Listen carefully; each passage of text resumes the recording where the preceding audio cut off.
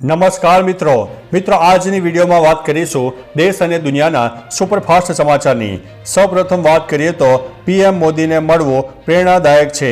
માઇક્રોસોફ્ટના co founder Bill ગેટ્સે PM Modi સાથે મુલાકાત કરી હતી। આર્ટિફિશિયલ ઇન્ટેલિજન્સ એટલે કે એઆઈ, વિકાસ, કૃષિમાં ઇનોવેશન, સ્વાસ્થ્ય અને આબોહવા જેવા ઘણા મહત્વપૂર્ણ મુદ્દાઓ પર ચર્ચા કરવામાં આવી હતી। બિલ ગેટ્સે એક્સ પર મીટિંગનો ફોટો શેર કર્યો છે। કેપ્શનમાં લખ્યું છે કે પીએમ મોદીને મળવો પ્રેરણાદાયક છે, તેમની સાથે ચર્ચા કરવા માટે ઘણું બધું છે। પીએમ મોદીએ પણ પોસ્ટને શેર કરી છે અને આ મીટિંગને શાનદાર ગણાવી છે। અન્ય મહત્વના સમાચારની વાત કરીએ તો ગેસ કંપનીઓએ હોળી પહેલાં લોકોને ઝટકો આપ્યો છે। એલપીજી સિલિન્ડરના ભાવમાં વધારો ઝીકાયો છે। જો કે આ વધારો કોમર્શિયલ એલપીજી ગેસ સિલિન્ડર માટે કરવામાં આવ્યો છે।